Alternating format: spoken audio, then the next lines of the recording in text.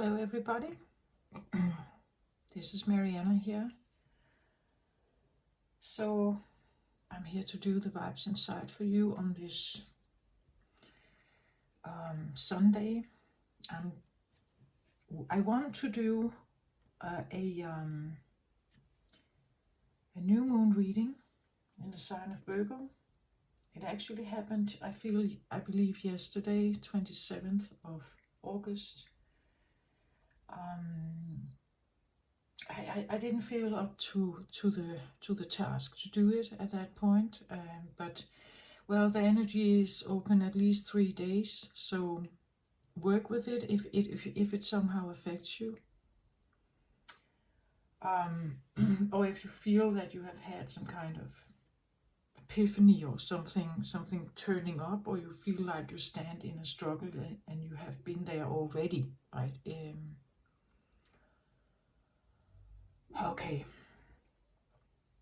if you're new to my channel, well, I read about the self-discovery, the journey towards the inner you, the soul, who you are, underneath all the facades and the ego that we build throughout childhood and life in general, until we may have a wake-up call in some sense. So if you find yourself on a spiritual journey somehow, seeking answers or understanding about yourself, feeling something is off, then maybe there's something in these readings for you somehow. And if you are returning to my channel, of course, thank you so much still for being with me, supporting me. It helps me a lot if you like the videos and if you subscribe to my channel. Every time you like a video, the algorithm of YouTube will pick it up and circulate it more. Okay, Virgo, or not Virgo, but new moon in Virgo. So this is not particularly only for those who have Virgo in their chart, but of course it will be amplified. You may feel it more somehow. New moons are always about new beginnings, right? It's like a circle could be completed somehow, and now a new one is starting. So there's opportunity within the next 2 days or so. Use this window of opportunity to maybe manifest new in your life. But I want to say, especially with Virgo energy, be very like, this is not just about this idea about necessarily manifesting a new car, right? It could be. I'm not saying you shouldn't do that. It's just listen inwardly, right? Is that truly what you want? Or is there something else actually more prominent or more important? And then I'm not going to go any further into that. I'm just asking you to do that, right? Okay. If you do a ritual, you could do a fire ritual. You could write down on a piece of paper in present tense what it is that you would like to manifest over the next period of 6 months, until we have the full moon in Virgo coming up, ending the cycle. And you write in first tense, so you write I am, or I have something. I have power. I am strong. I am healthy. I am beautiful. I am healing this or that. I am freeing myself, or I am learning to whatever. But you write it as if it's already here. You thank your guides and angels. You thank the universe for being able to bring this towards you. And you sit in appreciation. You burn the piece of paper, and you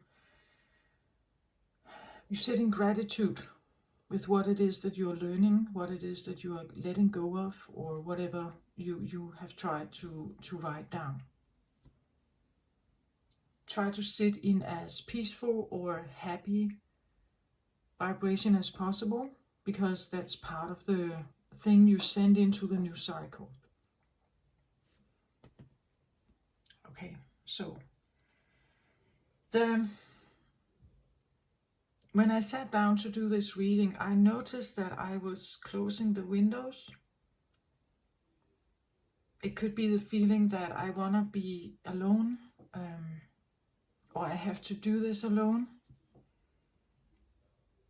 I took in a little smudge over here, incense.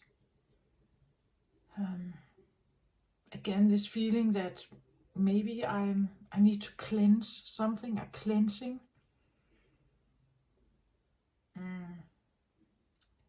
If it has to do with your home, it could be your body as well, like our temple, the vessel we are in. Could be the feeling that I want to close something off to the exterior world and concentrate on what's inside. And in here I have to clean. So maybe you are doing a house cleaning, right? Maybe you bring, you sort your stuff and the things that you feel like this, I really can't use this anymore. I give this for recycling, I give it to charity, whatever, but I need to get that out of my house, perhaps. Maybe you feel an inkling or an urge to do something like that. Maybe it's energetic. You feel like there could be things that hold energy, that reminds you of something bad, and you want to get rid of it, maybe. Something like that, like a cleansing. Virgo is sometimes associated with the Virgin, right? Like the most pure, clean woman, right? Untouched, unspoiled, unbroken on anything. Like just standing in this pure white light.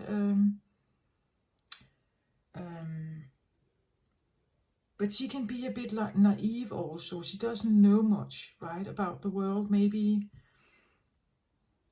if you have been facing or you have Virgo energy, there could be something there that needs to be figured out. I have no color here today because I don't have a cloth or a paper that actually matches it. But if I can describe it, it's like a rainbow. It's like all the colors are here somehow. So imagine like a rainbow. And what that tells me is like something that has to do with all chakras. It's like a renewal of something that affects all of your chakras. That is the present energy. It's quite important actually. If you want to do new and pure and clean in your life somehow. There's a good opportunity to kind of try to manifest that. And again, also release something old and heavy. That's definitely also here.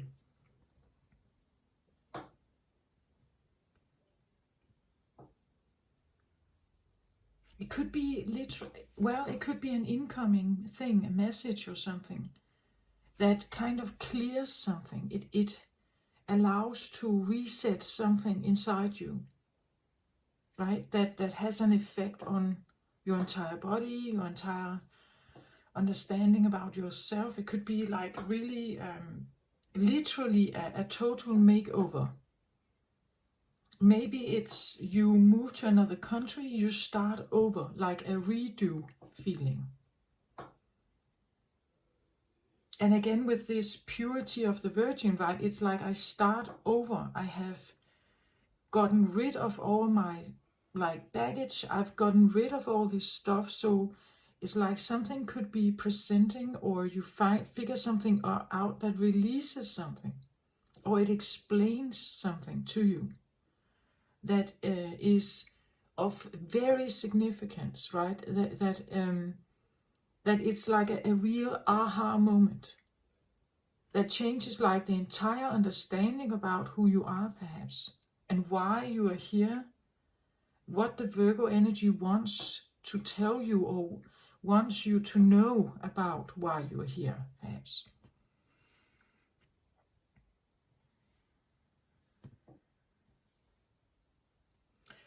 In my own case,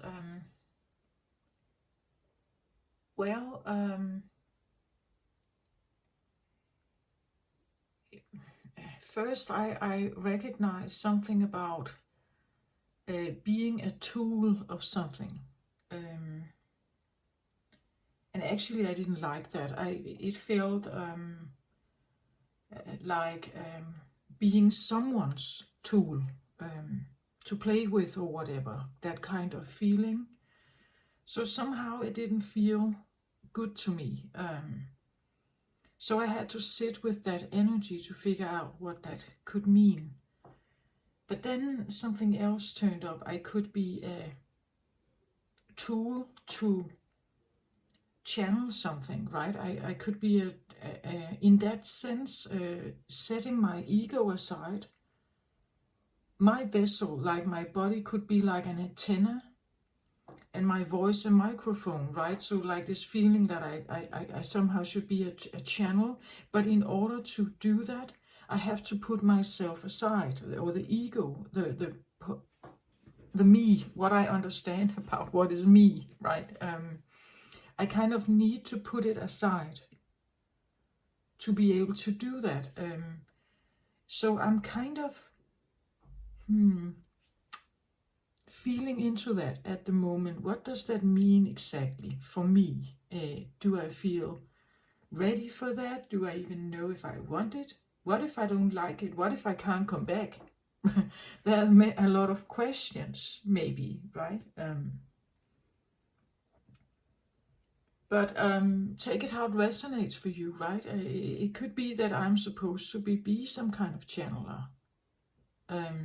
More than I do now. Because at some point my ego is still present here. I'm still seeing myself as me, right? I'm still seeing myself as the human person that is walking on earth and has life experiences. And in order to be what I maybe think this could be, is that I have to set that aside. Like I choose that deliberately. I choose to put it aside to allow something else to, you could say, I become the tool of something else, right? But then what exactly is it that I become a tool of? Is it good or bad, right? That kind of. So I'm kind of figuring something out, right? About that, feeling into it. Does it feel safe? Does it feel good? Is that really what I want? Can I do that? Or so on, right? So that's just my process right now. Just take that or leave it, right? It's just I'm a Virgo moon, so this new moon has affected me somehow. Still figuring out exactly what that means for me, right? That could be something as in your life as well. We all have Virgo somewhere in our chart. Okay. But this is not necessarily about me, right? I'm just kind of, well, that's just a personal thing for me, that I don't think there's anything bad about it or necessarily good about it. It's just something I figured out, or it came as a message to me, right? So I have to figure that out if I want to go that way, because again, I have free will, right? So I can choose to do that, devote myself to some kind of cause, or I can choose to not do that. Some kind of figuring that out, right? Okay, I will take in my little bracelet here, something my my son gave me years back after a trip to Turkey. In Turkey, they have a lot of tourist stuff, and this is one of them. But they have this evil eye, and it's for protection, right, from evil spirit, evil thoughts from other people, and projections. And I kind of felt a few days back that maybe I should take it out. Then I realized that it actually has a lot of like gems to it, like a key or a moon, and I kind of thought that that could be quite interesting actually to use in the readings, perhaps, right? So I'm just going to feel into the bracelet and kind of just figuring out where to stop for this new moon here. Just give me a moment, right? Interestingly, I start by turning in one direction, then I stop and go in the other. There could be something about changing direction, like literally like an entirely different diet, or a totally new point of view, or seeing yourself totally different, or something like that, right?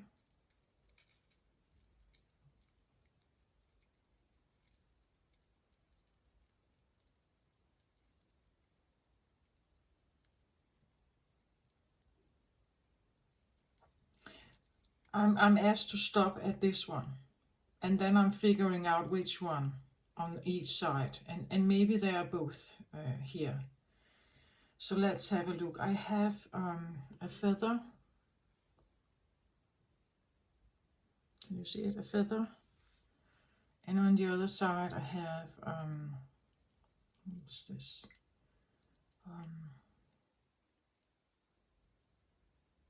It's like a little leaf. You see that?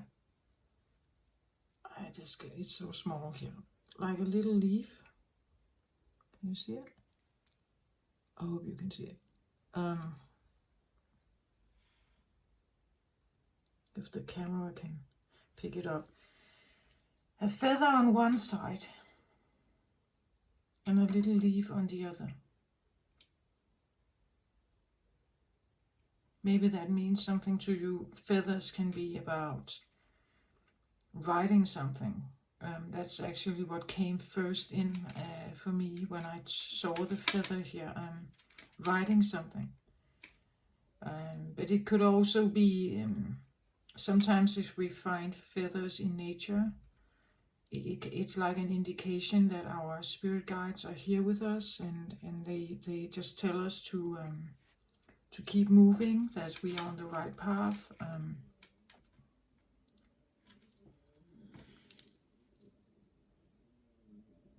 The little leaf, again, this is something like, when leaves are small, they are new, right? They are new, they are just made, they are pure in existence, you could say, or like the like new generation, or the newest version of something, the newest.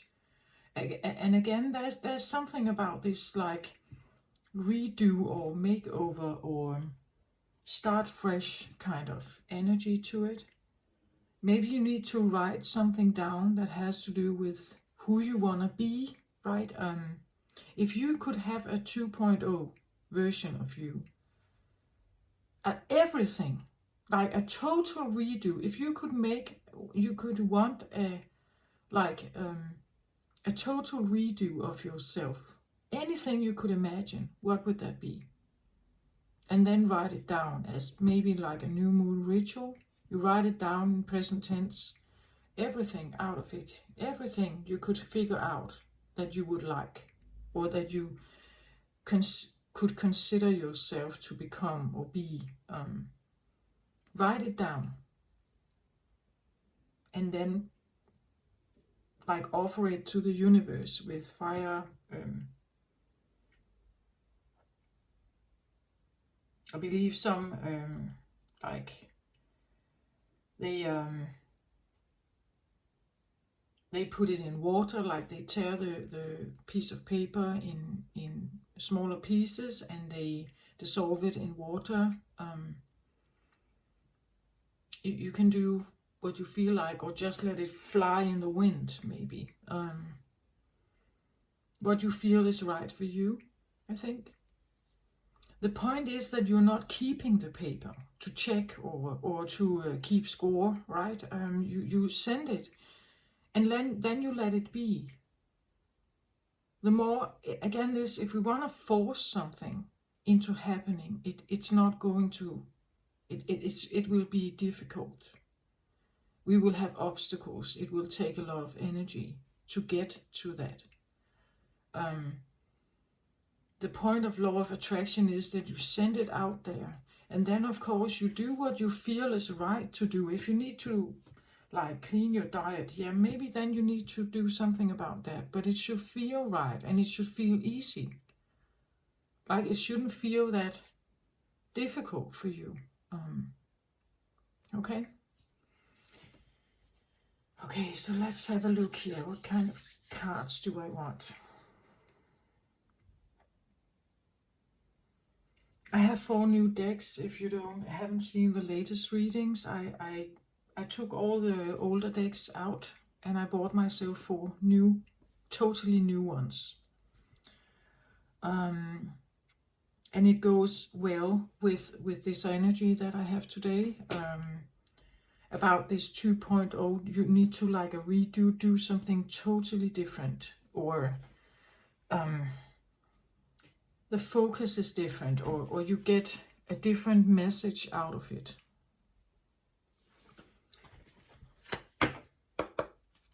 So I'm starting out with the Akashic Tarot. And if you haven't seen that before, the guidebook looks like this. The Akashic Tarot is made by Sharon Ann Klinkler and Sandra Ann Taylor.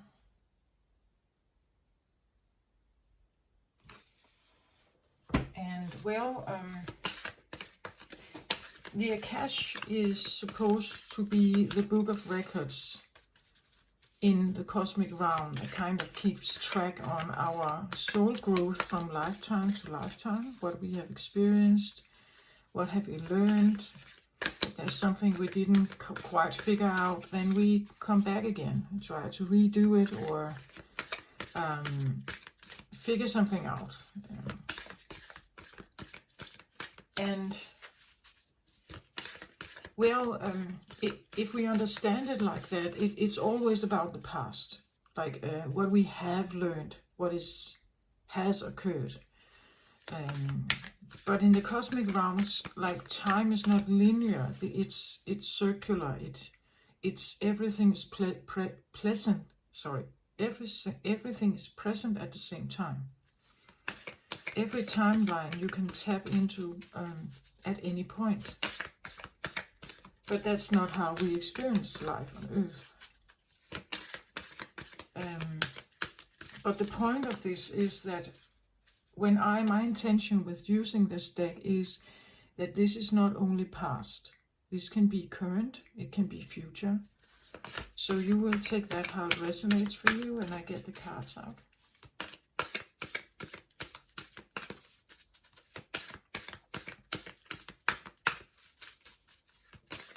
Actually, I feel like I should take a past, current, and future card. That's very linear thinking, actually, quite linear thinking.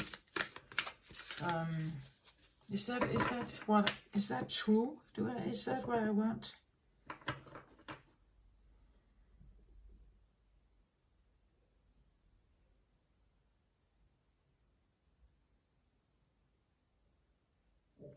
I'm drawn to like the switching, the moment of switching between the past and the current, like the split between the past and the current. That's interesting. It's kind of guiding me to make you realize something about where do you make the split between past and current. Like, what is current for you? Like, oh, this is interesting. What is current and what is past? it's almost like you're supposed to make like a clean cut, but I feel like it's intertwined. Like your life has been so intertwined, but your current life is intertwined by the past and influenced by it. But it's almost like you should like attempt to make a clean cut between the past and something that is current and becoming future like. But I kept seeing like switching back and forth between these. It's like there is no, and where's the line of current and past? It's like there is no line between past and current. Everything is kind of intertwined with, everything is existing at the same time for you. If that resonates with you, it's like it's almost like the current life is always influenced by the past. Probably also the future, but you don't know that. It's like our human brain doesn't accept that we may have access to that, right? But I'm kind of drawn to these two cards. That's why I saw like past, current, and future, and then this flipping back and forth here, like wanting to exist in the current, but keep being flipped back and forth, back and forth, back and forth between those two here. I feel like I should take the cards, actually.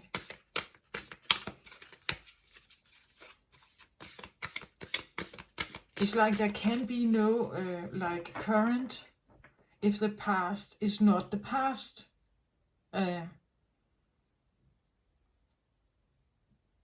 Like the past trauma maybe is existing in your current, or the past blocks or difficulties are existing currently with you, or has been.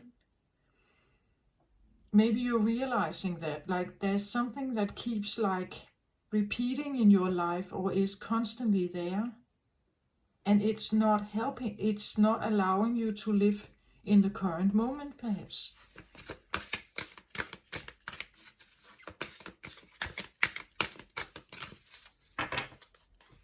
Interesting. Okay. So I'm going to take a past card, a current, and then a future card. But it's like the future card, it's almost like I could take it away. Like the focus, but I think it's supposed to be here later on in my reading.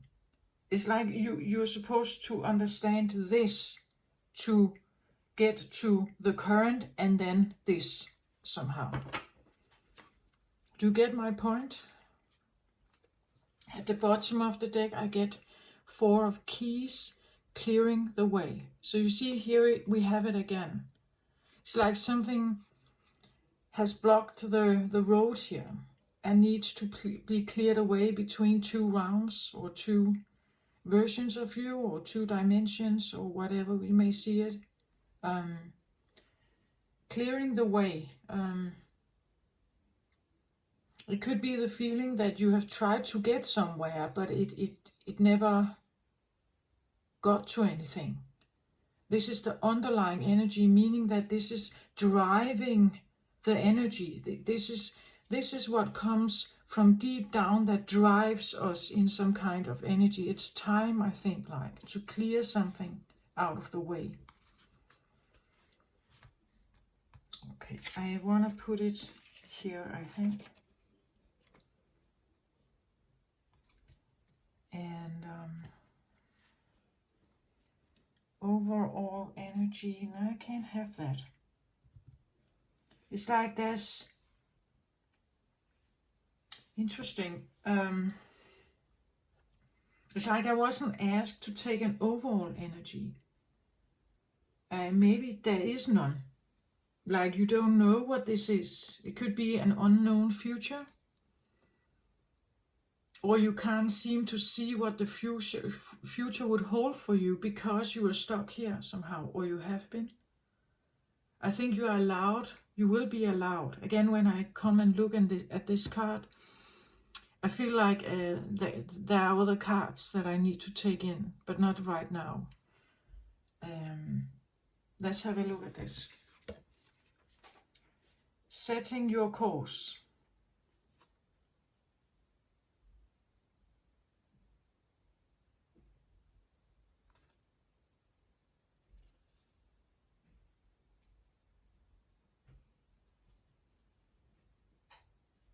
This is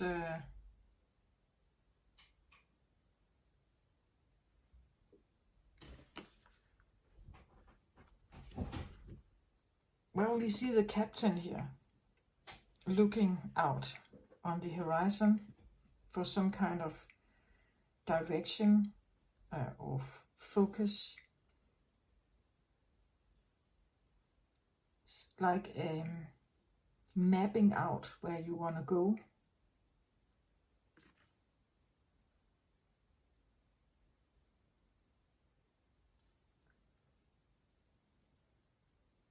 It's just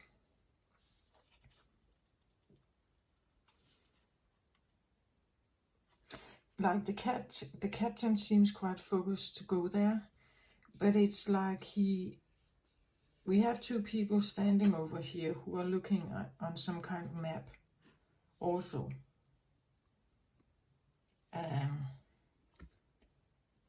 So either they are helpers who helps the captain to make a decision where he wants to go.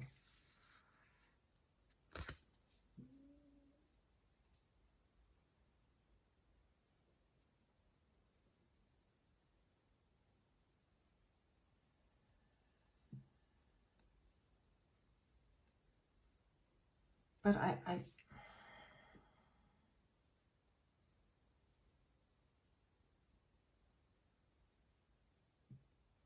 it's almost like there are too many cooks here, like or too many captains, too many opinions. Like each of them has an opinion about the map, and he has also. So setting this course for yourself seemingly has not been only your choice. It's like there has been advisors maybe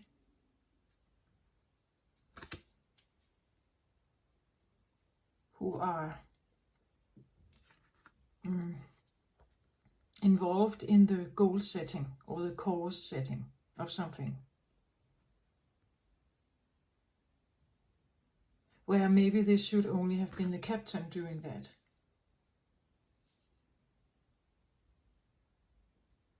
It could be even that these guys here have been confusing him, right? They had a certain interpretation, and maybe he chose to set his course according to this.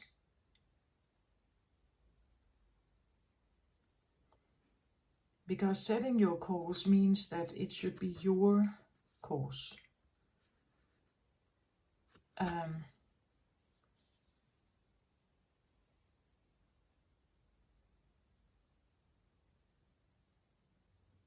I also want to say, having the ability to set a course means that you have a confidence to go for something out there on the ocean. You don't know where you're going to find it or when, but it should be yours, right?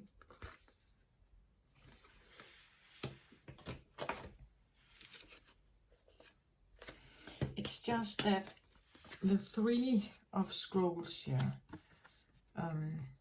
first of all, it could tell me something about that there's 3 people in the midst of something, or 3 opinions, or 3 maps, 3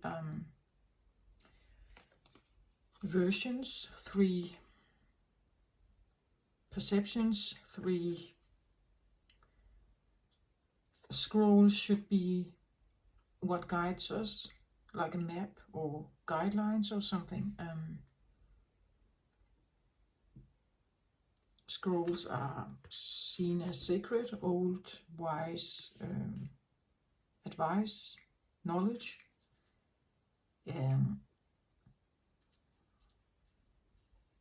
This is a little bit like the Three of Pentacles, working together to achieve some kind of goal or go towards something, build something, but also like working with someone else to do that, or relying on someone else's advice or something to do that.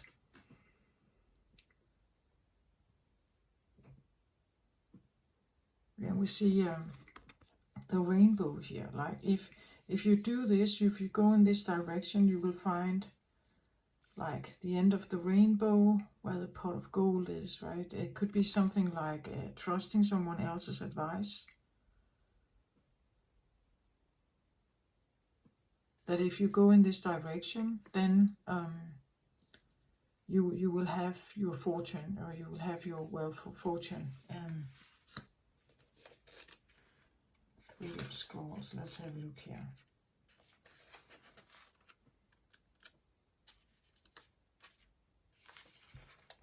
Again, it can be a card that simply tells us that at some point in time you set out for something. Maybe you traveled.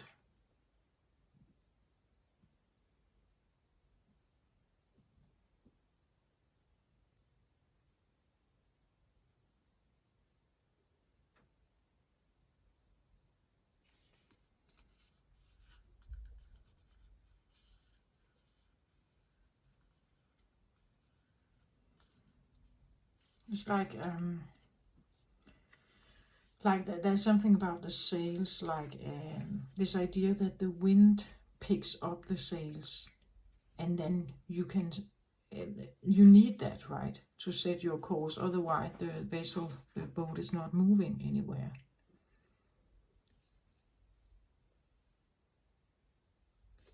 It's all, I get almost like there's something you have needed to learn to be able to make the vessel move. Like you needed to learn about GPS coordinates, right? You needed to learn about how the wind, how a sail can pick up the wind and make something move.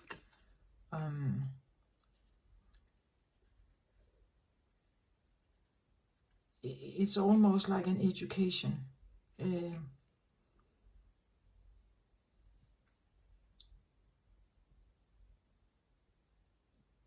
You also needed to know about the vessel here, like how does a boat as big as this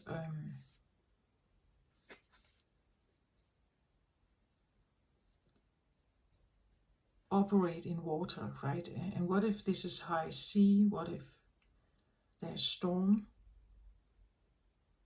What if it crashes on a rock? Can it be mended again?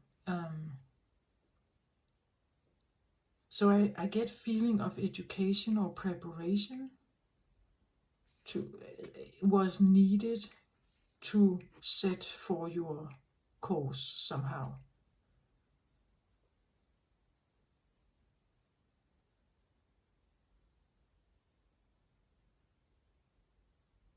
Maybe it has been very important to you to prepare, to study or educate yourself before you took off for some kind of quest here.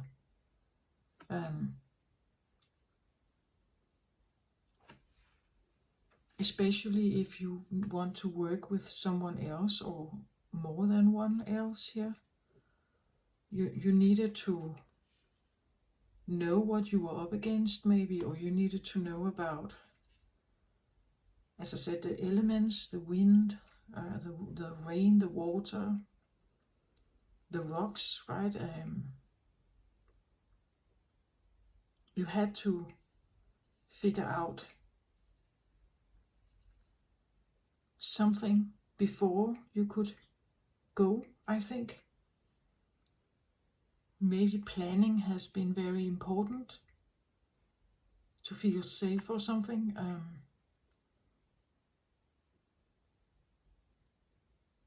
preparation, really looking, right? This also sometimes tells me something about studying something, like looking on the internet maybe, figuring something out. It can be this feeling that you have, the goal is out here somewhere, and you're looking towards it. But when you think like that, it means that the goal is always out here. Like you're always searching for it. You're setting your course towards something. But you could be constantly setting your course. Like it never gets closer to you, right? If we constantly believe the goal is out here, it will stay out there somehow. We just kind of move with it. It could be the feeling that I can only get to my goal if I'm well prepared or well educated or well trained. If I know everything beforehand, then I can go and find my come to the end goal. But I have to do all this first.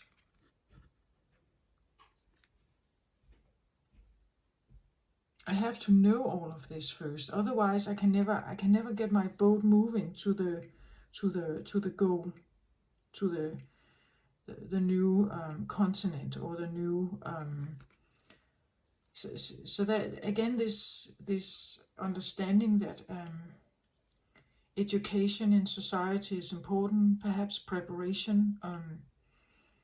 I have to make sure I have my affairs in order. If I leave for another continent, I move on the other side of the world, perhaps, or I have to get my affairs in order to make sure I've taken care of every legal stuff or whatever to set my goal, because I want to go somewhere. So again, this feeling maybe needing to clearing of the way means that it could be, with this card, it would say preparation is like half of the manifestation, right? Or more. Preparation, training, education, and also I want to say studying. It could be something like reading in a book, watching interviews, making interviews with people who have already been there, right? It could be the feeling of copying, like how can I copy whatever they did so that I can go over here also, somehow. That kind of feeling, I feel, may have been part of your past here. The captain of the ship stands on the forward bridge, surveying the horizon through a telescope. Two officers nearby refer to an unrolled chart. A rainbow colors the sky. And here we have the rainbow. I said something about rainbow colors, right? A rainbow colors the sky. This is a great time to broaden your horizons in both your personal and business lives. Don't limit yourself to only one direction. Your opportunities are greater than just what you see. When you widen your scope, you will find your way to limitless options and boundless wealth. Yeah, it kind of says a little bit the same thing, right? It's something about, like, it says open up and look broader. It could be something about maybe your perception about the world and everything needs to broaden up. I said something about education but again, it's the past energy, so it can be something where you came from, like you came, maybe you were educated or brought up to believe that planning and structure and education and preparation is the way forward. But maybe you also learned over time that I need to broaden that perspective somehow to like get to my goal, my end goal, perhaps, or the goal you are looking for here in the telescope.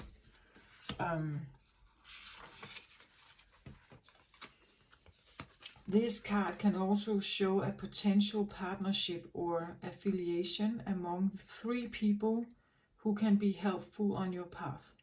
Travel or relocating may be on the agenda too. Yeah, I said that, right? Imagine you are a ship upon the sea. The wind has filled your sails, and you cut through the water with ease. Feel the exhilaration of boundless freedom and the assurance of going wherever your will drives you. Where are you headed? That's what I feel like. This idea of maybe write down, if you could totally rethink yourself, and you were a like boundless and free vessel here that could go and travel wherever you want to go and see whatever you want to see. You can even design what you look like. If you have sails or motor or whatever, if you are a speedboat, an old vessel, a fishing trawler, you can decide whatever you want. If you could do that, you would allow yourself to think more of who you could be or who you are than what you may have experienced in your life. It actually talks about dreaming also, right? Having a dream of something and figuring out how to set your course towards it. And maybe you did need preparation or education, or you needed to... This can even talk about like setting your course, as I said, with confidence. Maybe you needed to figure out to build the confidence to actually go towards something or speak up about something. But I feel like it's past. I like the past energy, but it intertwines with your current energy here somehow. And as I said, there is something about this, that if we believe that we are looking towards something in the future, that is our goal. And we keep seeing it like that, like it never gets closer. This can even say, I want to say something about, I said something about preparation. It could be this feeling even that I have to know more, I have to be more, I have to constantly evolve and educate myself, perfect myself in order to get to the goal. But that can become a static. It's not static. You do improve, you do something, but it keeps you in a place of separation still from what it is that you are looking for out here somehow.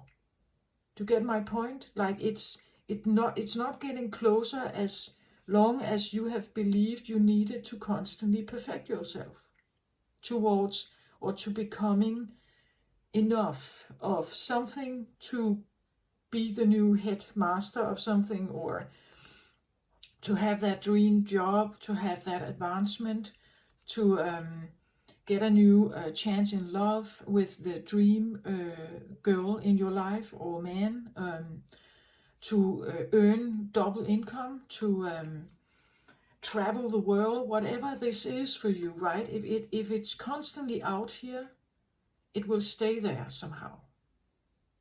That's why I also said this idea about when you do manifestations, you write them down, do it in present tense, like it's already here. It's with you. It's with you here on the boat. It's not out there somehow. You don't need the telescope. It's already here with you, right? But this was the past, right? So this could have been how you viewed things in the past. I have to prepare, I have to educate myself, I have to become wiser, I have to know more, I have to build my confidence. Maybe I needed to become older, like I needed to have a certain age to step on the vessel, like I had to become an adult. I couldn't do this as a child. It was not allowed, it was not accepted. I had to become of a certain age. Then I could, right? Again, this idea that it's out there in the future somehow, or out here, it's separate from me at this point in time. And as long as you think that, it will stay that way. Okay, but this kind of intertwines, this energy intertwines to this. The Ark of the Covenant. This came up in, was it the Libra reading also? And it's the center of the spread. So this is quite interesting. We see how what's happening. It's like he's looking for something. The covenant, the Ark here. I said with the Libra reading, and it's just the word covenant here that somehow makes me think about like coveting something from afar. Like, yeah, here it is again, like I see something that is very important to me. It's an ark. It's something, and it's concealed, it's precious, it's held, it's protected, like there is an awareness about the ark. It's protected. There are guards here. There are that keeps it under surveillance, you could say, something like that. And it's almost like looking from afar towards it, like covered something that is very dear to you from afar, right? Like it's out here. Or this can be something that is inside you, like deep hidden inside you, but you have been trying to figure out how to find it, perhaps. Maybe you have looked outside of yourself for it, not knowing what this is. It can be a part of yourself that has been repressed or something. And we tend to do that. We look outside of ourselves in another person, in a job or something, to kind of become connected with it. But if that doesn't work for you somehow, maybe it's more like an inner thing, like it's something you need to find within yourself. But again, this feeling that you have been searching for something and you have widened your knowledge to figure out how to find it or get it or figure out what it's about. And it intertwines with each other here. This is like has been like a muddy mishmash of something that kind of is constantly shifting and melting between each other here. There has been no clear cut, like this idea that I'm no longer searching, right? It's here. I'm with it. It's right here. It's almost like in this point here, it's like you're looking for the ark and hoping it would come here, be here, right beside you. But here you're looking for it. But it's like these two keep intertwining with each other, and it's kind of time to say, I'm no longer searching. I'm not searching anymore. It's here. It's here. Whatever this is, right? But it's like there needs to be like I almost want to say a cord cutting or a cord retrieval or something. That this idea about searching, needing to constantly prepare, do better, analyze, educate yourself because it's out here somehow, that this should actually just be like put aside like that. Because as long as this exists in your mind, it will keep like it's almost like as long as you keep looking for something, it will keep moving away from you somehow. You get my point? And it's something that I want to say with the arc here, it's something you like covered. It's precious to you. It's precious. And maybe you have tried to figure out what it is. Maybe it's a person, right? That you stay like separate from them. You just watch their Instagram profile, right? You look at them from afar. It could be a parent, right, that wants to make sure that children are right out there. Adult, young children, perhaps the new leaving the home, right? Maybe you want to write to them, right? How are you? Are you settling in this new place? Do you eat right? Do you sleep well? All this stuff. Like a parent could do when their youngsters leave the home, right? It's this type, you covered something. You covered something maybe, or you care about something here. Or you want to connect somehow. But it's, at some point you felt you didn't know where it was, or you were searching for it. You were searching, looking, or longing for something here. Now it's like it's here, but then you have to get rid of a part of that identity that keeps searching for more. Because that part is also an ego thing that tells you have to search, that search is necessary. It's no longer necessary. I think it's here. You just need to like put that element of yourself down, like just shut it down. I'm so sorry. It just really tickled my nose here. It's like you have to, with a sneeze maybe, like, I'm done with the search. It's here. It's here. The arc is here. It's current. It's here with you, around you, in your presence, somewhere near you. It's here already. You should repeat that. My arc is here, right? I'm with it. It's me. This is me, right? It may be the feeling that you still stand with some kind of mystery. It could be the feeling something is present somehow, that something has changed it here, but I still can't see, like, I don't know how to open the lid perhaps here and figure out what's in it. But again, there is this element, do you want to look?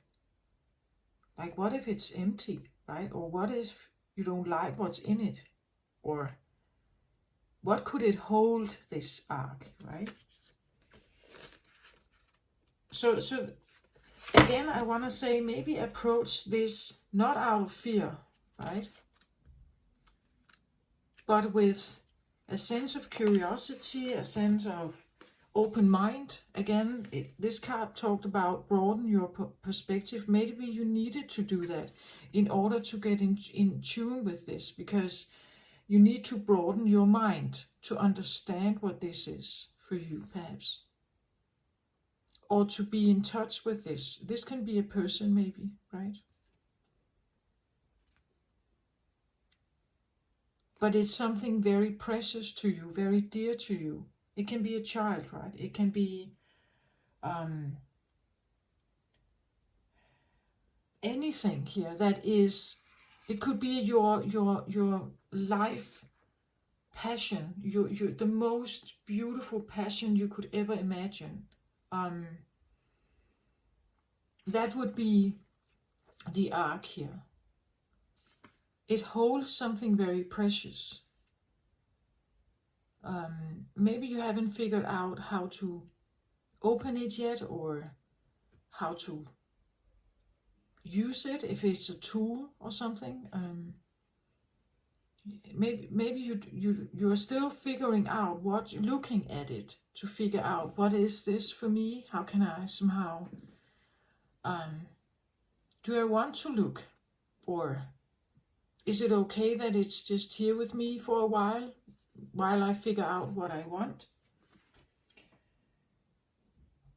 In the book it says, the stars are shining on a serene desert night. Fire burns before a number of white tents. Inside one of the tents, just beyond the open front flaps, rests the Ark of the Covenant. 2 men sit by the crackling fire nearby. At the most mundane level, this card can represent a beneficial legal contract or title transfer.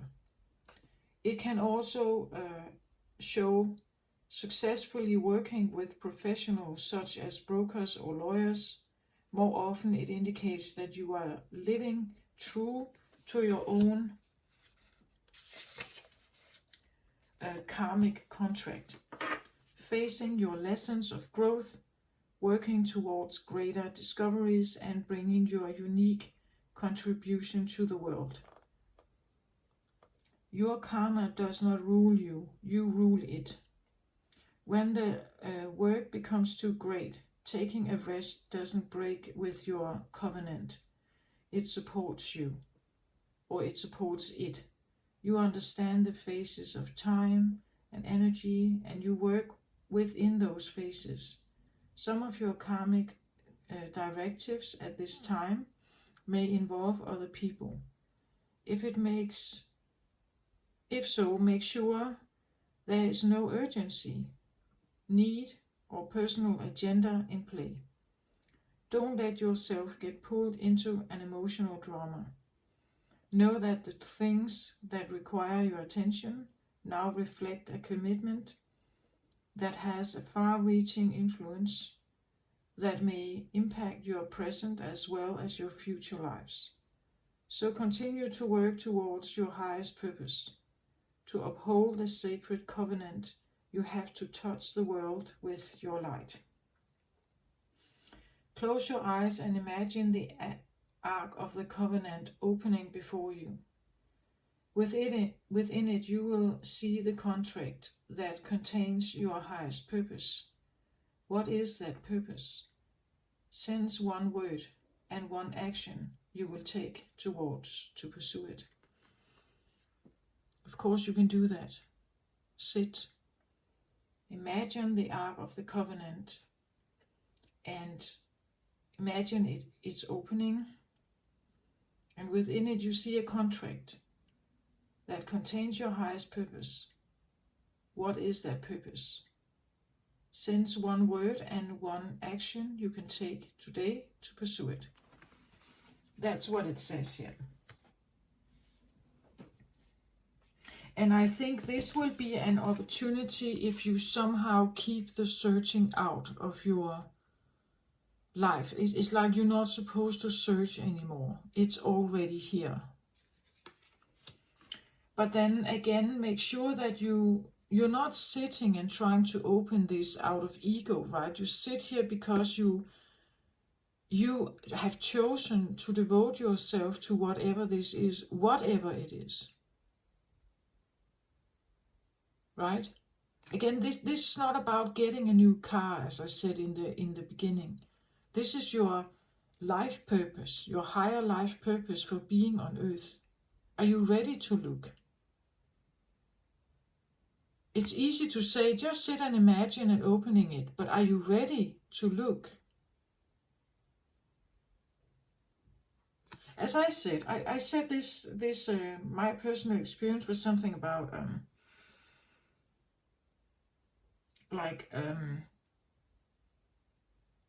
that I could become someone or something's tool, meaning that it required for me to put my ego totally aside and just allow my vessel to be a tool for something else or someone else. But that scared me somehow. I kind of didn't like that. It felt a little bit like, but then I could potentially, if the person or the thing that I allow to somehow use my vessel, if it has a bad agenda, if it has very self-serving kind of like agenda, can I get back? Can I return then? Can I come back? What if it takes over and uses me for something very bad? What if I am not connecting with the right thing out there? The benevolent thing. What if I connect with something else? What? So you know that there can be questions that, and as long as there are questions, there are doubt. And to be the clean vessel, and have a trustworthy and benevolent message, I need to clear that away, right? I need to clear the doubt away, and I need to trust totally and fully in order to somehow, I need to cleanse my body, perhaps, detox or whatever. And as long as I'm still in that debate phase with my ego, I'm kind of just figuring that out, right?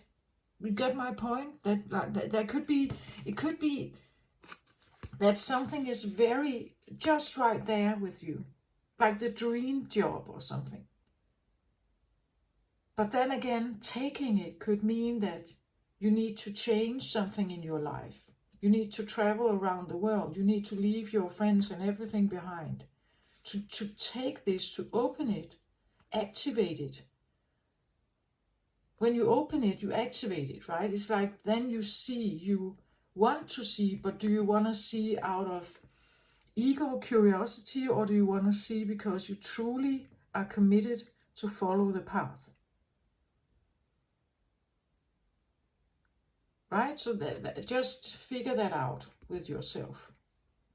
If something stands in front of you that you truly desire, that this is something you hold in high regard, it's precious to you somehow.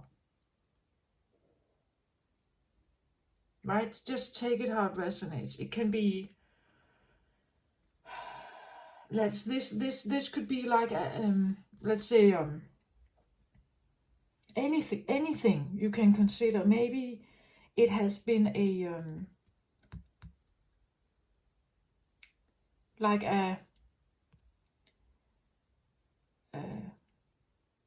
like family jewelry that is ancient old, right? That needs certain it needs to be held in a certain space, right? It needs to be protected. Maybe it's very valuable, like literally in money, valuable. Maybe it's a painting, right? That requires certain to honor it right? There's something about honoring this right. That not just attempting it to take a selfie and put it on social media, right? It's something like being ready and feeling it as your true path. Not just doing it out of, well, that could be that could be kind of curious, but I can always leave it behind, that kind of thing. This is something where it's a little bit like when you become a parent, like then you give up something. You give up singlehood. That's kind of the deal, right? You cannot become a mother or a father necessarily without leaving something behind, or because that is very precious to you, it becomes more important. And therefore, to honor that, you change something in your life. You do differently. To get my point, it's like it has to be that precious. It has to be that important that, and it has to come from a place within you, or that is not superficial, I want to say. Whatever that is for you.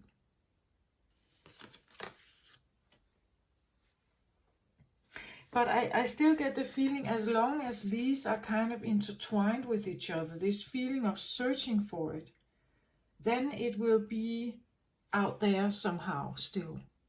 So somehow you kind of need to make a cut and stop the search, stop the preparation. You are prepared. You have everything you need, I think. This is kind of obsolete. You don't have to do this anymore. The preparation is done. So you can kind of just close that door.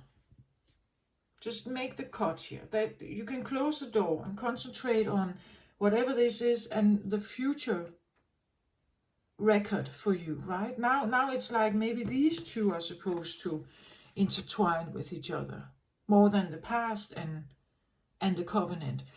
Whatever the covenant is for you now, it says this, like, make a cut of something here so that you can go towards the future thing here for you that has to do, I feel like, with the whatever the covenant is here for you.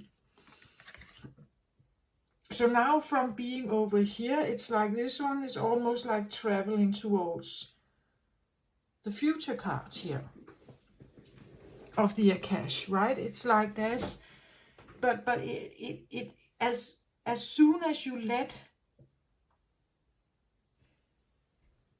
it's almost like you have to allow the cut. Maybe you have been holding on to the search because you felt like you were not ready. You were not good enough. You couldn't do this. You didn't know what it was. You had no idea. The searching part kind of kept you without responsibility, maybe. As long as I'm still searching, I'm not quite there yet, right? I'm still on the road. I'm still driving there. I'm still just preparing. I'm still just... But when I truly get here, right? When I truly get here, this is like giving birth, right? Rebirth. It's like, now the baby is here. Now you can't just be pregnant anymore. Now it's actually here. You have to do something about it. Right? It has to be taken care of. It has to be handled right. It has to be nurtured and given attention and fed and you know, like it's that kind of thing. But it takes for you to stop being pregnant, you could say. Stop considering yourself as just being the pregnant one. You are giving birth here. So that part of you, that part of identity or that part of understanding, it's kind of, you should push it aside to step into ascension or to step into growth. But with this comes a certain amount of responsibility. Maybe a more serious, or I don't know, serious, but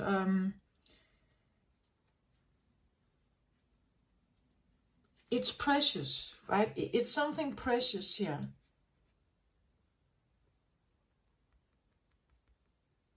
This becomes like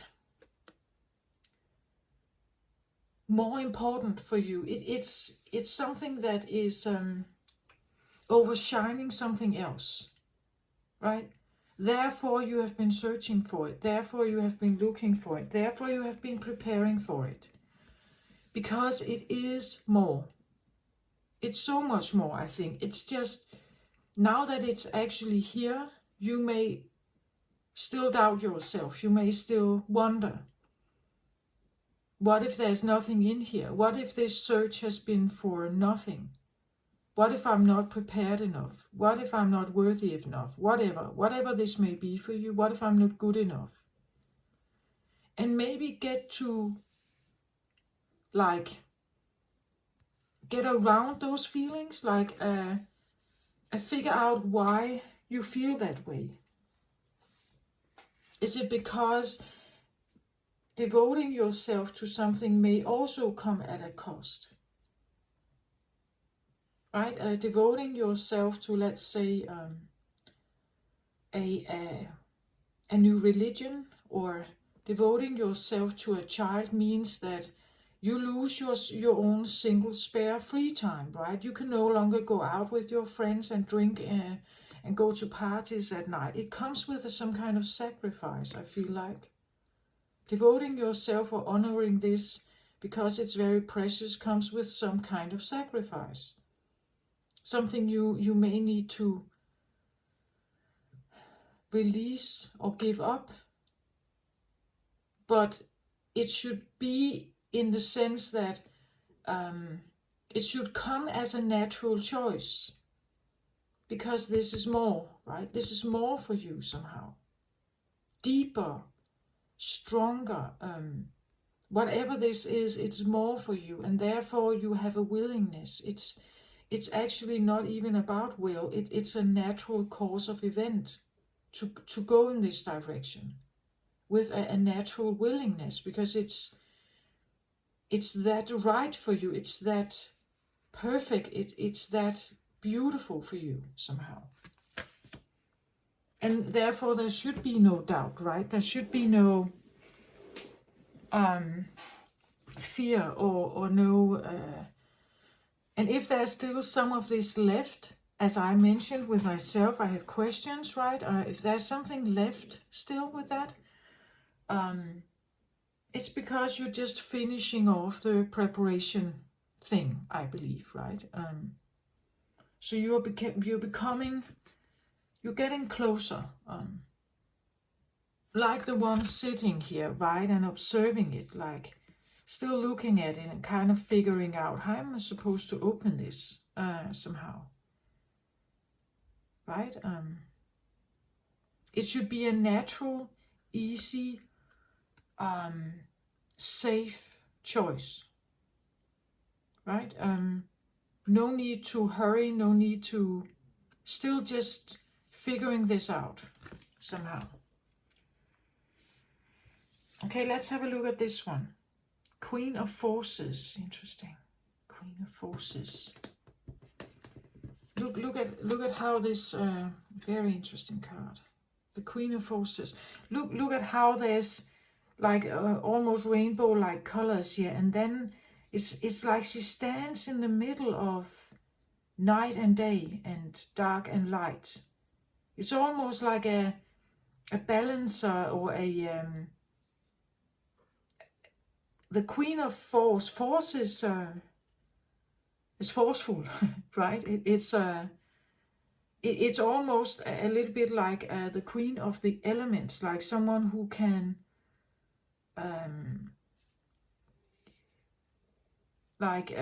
use or balance. We see how she is with her hands. It's almost like she's balancing. She stands right in the middle between something dark and extremely bright, right? Someone who can balance between the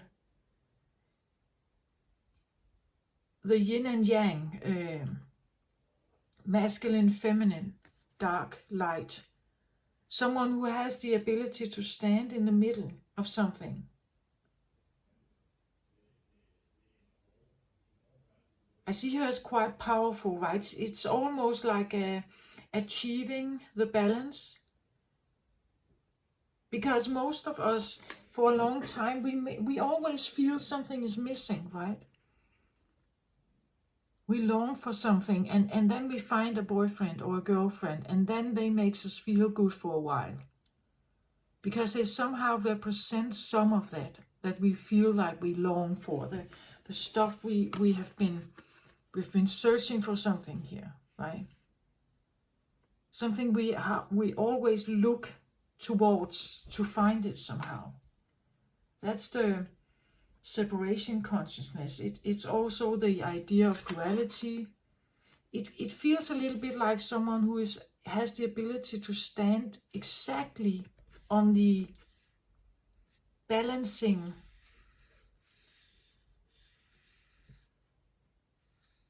having oneness, we could even say, having oneness, or the ability to balance between the dark and light forces in you, or feminine, masculine energies in you. So you see, you when you accept whatever this is as your higher purpose in life, there is a lot of power here, right? Whatever this is exactly for you.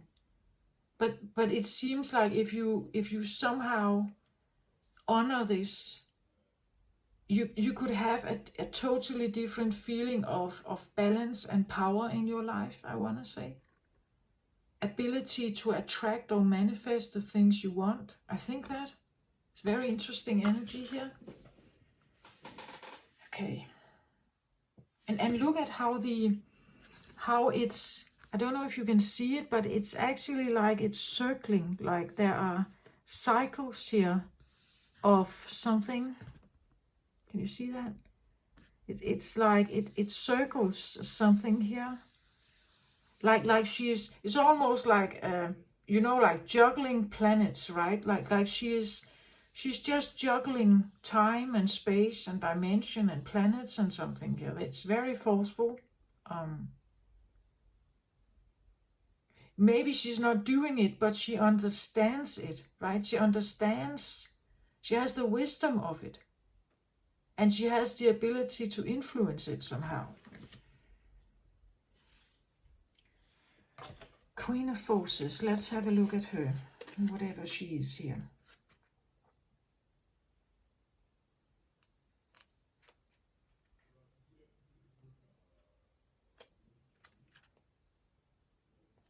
I have no idea. These cards are totally new to me, so I'm still kind of figuring out what this is. And where to find these Queen of Forces. Master, 8 of Keys. I think I have to.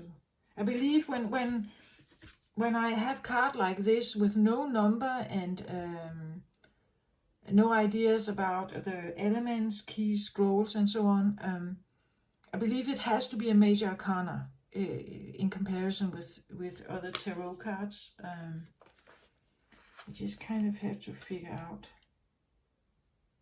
what this is.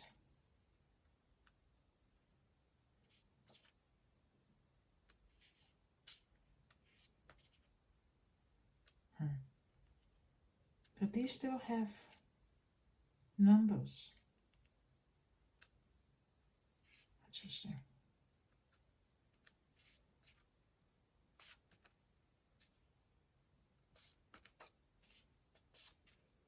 Maybe I should have read a little bit about these cards.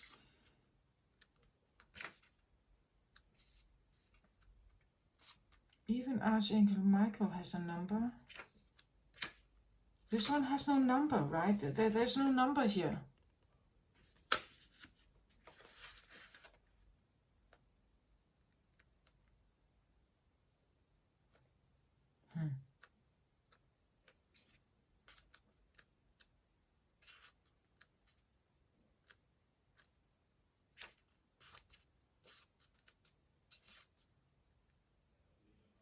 The major arcana, I think I figured that one out. I just can't find her. The Queen of Forces.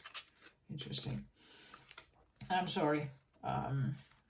Maybe I should have looked a little more into this before I took the card into... but I'm going with what I feel still. And I'm still going with what I feel and how she is. She comes across as a high priestess somehow. The Queen of Forces. She does that to me somehow. But I can't say exactly what the book would say here.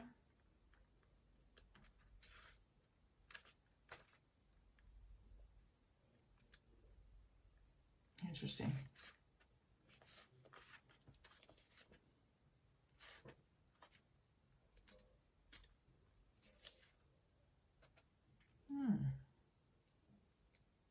Queen of Roses. Let's have a look. Here she is. Sorry about that. Took me a while here. Okay.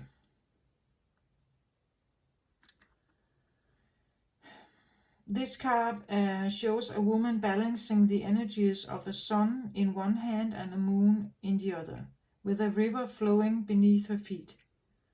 The Queen of Forces represents a woman who can help to bring greater balance to your life. She brings an unusual combination of power and peace, creativity and receptivity in both her energy and her support. Sometimes this card can represent a person in your life, either you or another, coming into a phase of great power or in an ability to sustain it with wonderful results. There's a gift of grace and serene understanding when this card is upright. It also brings new roles and opportunities. Careers in many of the sciences, global communication, nature, and energy may now be available to you. The Queen of Forces could also indicate the appearance of a possible love interest or an associate in business or in a creative project who has powerful influence and connections for you or for another. It may be someone you know or somebody new, but when the card appears, there is a tender yet powerful support. During this time, choose to support yourself as well. You hold the focus of the sun, creativity, and moon, receptivity, and only you yourself can direct the energy of your eternal life.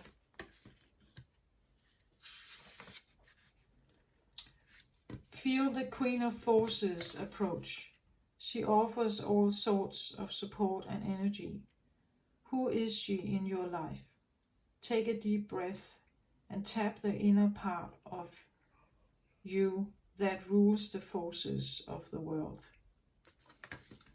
So she is very powerful, right?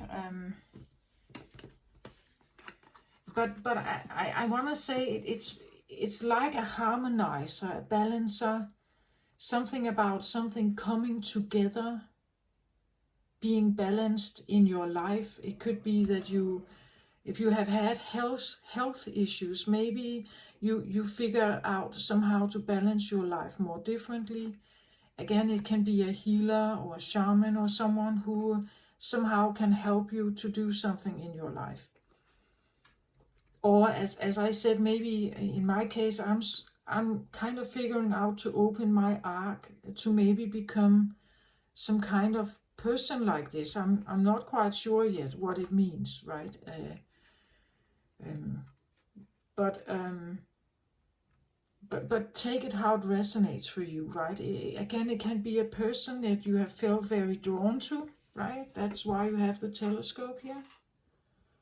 Maybe you have been quite drawn to someone, or drawn to their process or something like that. Right? And maybe you are actually with them, like you stand in front of them. And if you ask them certain questions, they show up like this, right? They will open their mouth and speak to you with that kind of presence. So that's quite forceful. I feel like the Queen of Forces has to be fire energy somehow. Fire energy forces here. So there could be something about like if I approach this one, how are they going to react? If I open the door or I knock on their door here, if this is a person, if I knock on their door, how are they going to maybe receive me if I approach here? And what kind of person are they here? Or what kind of, what will they say? Or what will they do, right? But again, I read about the vibes inside. This can be a transformation. You are becoming something else here. Maybe has the ability to balance things in your life better, like balance external things in your life, like work situation and rest, right? Maybe you discover that you need to have a different balance with this in your life, that you can't overdo either of them, that everybody needs a balance somehow. Maybe you learn that yourself, master this in your life yourself somehow, or you somehow attract it, like you attract the right job situation or the right friends or the right let's say it's a home environment. Maybe you literally find a place to live where you feel like you will have more peace or more rest, and you can work there as well, or whatever this is for you, right? But that's what I feel like is here with the Queen of Forces here.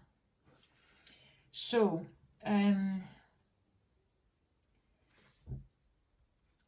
I somehow still, so this is extremely beautiful somehow for you, right?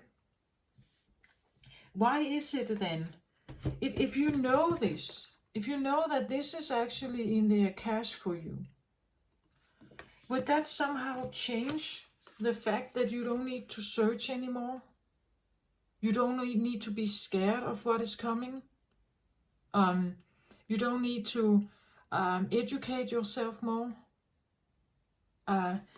Because I feel like, what's the reason why? It's probably because this has been unknown, right? That you had no idea about that this could be part of your cash, right? That as long as we don't know that, it's like, do I want to go there? Like, do I want this somehow? Even if I don't know what is coming, like, even if I don't know this is coming, this seems quite good, right? But what if it was bad, right? So, of course, the ego mind will have questions here. So, if we didn't know this, if this was still kind of covered up for us, what would it take for you to make the cut here? Or what is the obstacle about, perhaps, right? What's the obstacle about here? Why has this been difficult, perhaps? Why is it still difficult?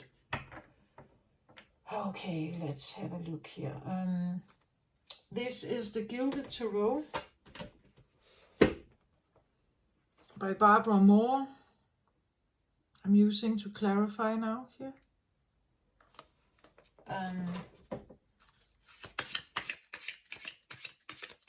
And even if you know this is someone who is in service of the earth, right?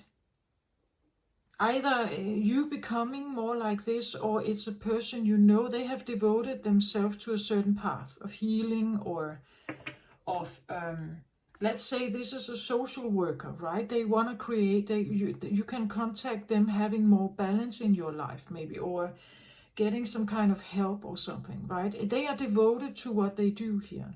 They're devoted to this cause somehow, whatever this is. Again, it could be a lawyer, right? It can be something about having justice maybe, or that the scales are equal. Take that how it resonates, right? It's someone who can help you, or you become this one, right? Or you have the ability to become this one, but of course you need to believe in it. You have to trust it. You have to feel that this could actually be me. right? Or feel that you might deserve justice, and you would like someone to help you with it. But somehow, why was this glued so much together? What's the reason why this has been very difficult to kind of, what was this about? What was kind of blocking this, or keeping you somehow still looking, searching, perfecting something? As long as we are searching, perfecting, looking, we are not yet identifying with it fully, right? Where here she identifies with it. It's like, this is me, right? I am this one. Where over here I'm still looking for whatever it is that I'm supposed to find. So now I feel like it's there. It's here with you. You just have to open the lid. But are you ready for that? And I just get the feeling, are you ready to step into that, maybe, whatever it is? What does it mean? What am I supposed to sacrifice maybe, to devote myself to something here? This can be a shaman, right? A priest. It can be anyone who works with balance. So let's say this is someone who steps in when there's conflict, right? In a workplace situation, in love, in like a negotiator or something, right? Take that how it resonates for you here. Someone who is willing to step in the middle of the argument, or in the middle of the heat, and work with those energies as an energy worker, or literally with matter. So like with people, with animals, with crops, with legal system or society or whatever it may be, right?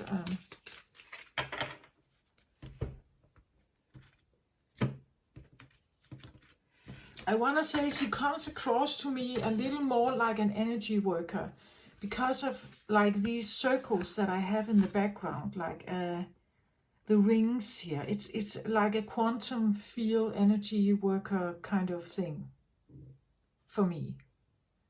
Understanding the cycles of something, right? That's what I feel like.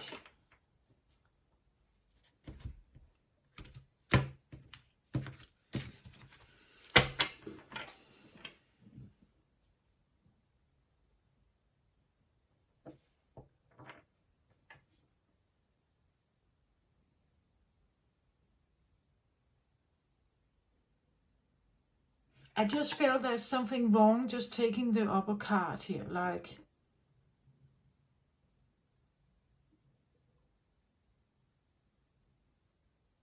it's like I should take it, but there's more. Okay. 10 of Wands. Yeah, look at this. You've been carrying something here. And Wands energy, fire energy, right? You've been carrying it as a load.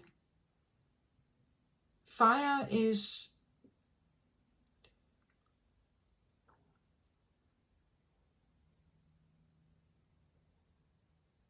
it's almost like carrying someone else's fire. It doesn't feel like yours. It feels like burden, right? Look at the new moon in the background here. Perfect for this reading. And we see those stags and stuff here in the background. This could be the feeling that you have been carrying someone else's problems around here, like a heavy load of something. Fire energy can be a lot of stuff, but it can be anger, frustration, bitterness, judgment. It can be aggression, hate. On the positive side, it can be confidence and willpower, but that doesn't look like it here, does it? It feels like a trouble. It feels heavy here. So I want to say it's probably more like frustration, but like it's not yours, right? It doesn't feel like yours. It could be one's energy. For me, sometimes it can be an addiction. Like you, something, one's energy, when we talk about Ace of Wands, one wand, it can be something fun, alluring, something that feels exciting. We can get ourselves drawn into it because it feels amazing. But when we carry 10 of them, it has now become a huge, huge burden. And sometimes one's energy can draw us into trouble, right? Like drinking or drugging or something. It starts out as probably fun. And just like, it's just in the weekend, right? It's only to hang around with my friends and just have a good time. But then eventually it can become every day. It can become something, now you need it to get out of bed or something, right? Any kind of addiction here, or any kind of I want to say it can be something that also influences your free will power. Like it has taken over. You don't feel that you have your free will yet. As I said, now you need it to get out of bed, or you are dependent on it to even be able to stand up, right? Like coffee, or even harder drugs or something like that. It's or you are maybe codependent with something here, so you can't get rid of this, whatever this is. So it feels like you have carried something around here that has kind of blocked you, or it could be the feeling that you have always carried this covenant with you, the ark here, that you have always carried it with you, but just the idea of opening it made you feel like I could potentially open Pandora's box, right? I'm carrying something. This could be a feeling of like inheritance. Let's say you have inherited a line of, that you come from a line of witches and you have some kind of power in you, but it has been carried like a burden, like something you shouldn't attempt to open, something you shouldn't attempt to play with, right? It would be like playing with fire, literally, one's energy. Don't play with the fire, right?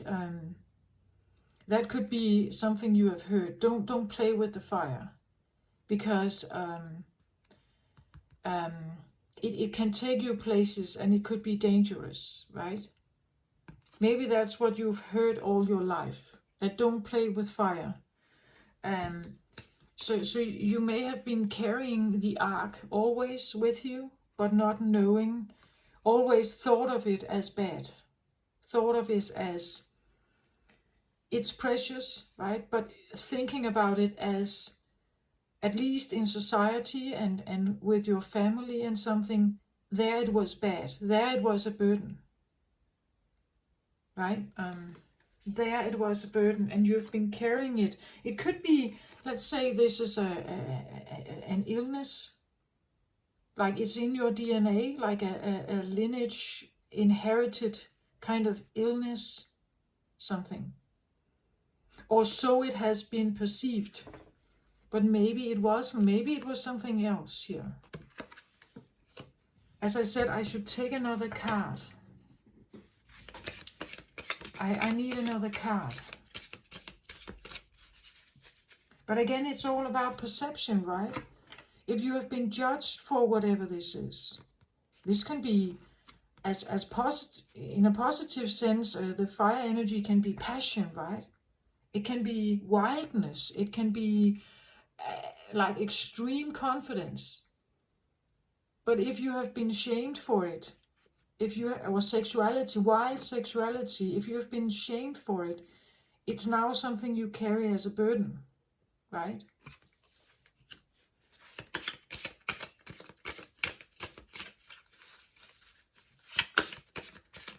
Okay, let's have one more card on this, please.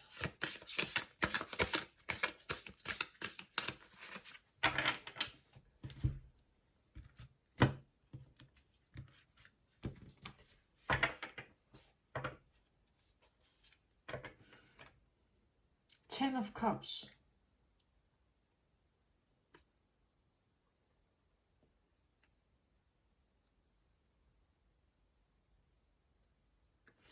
It's like,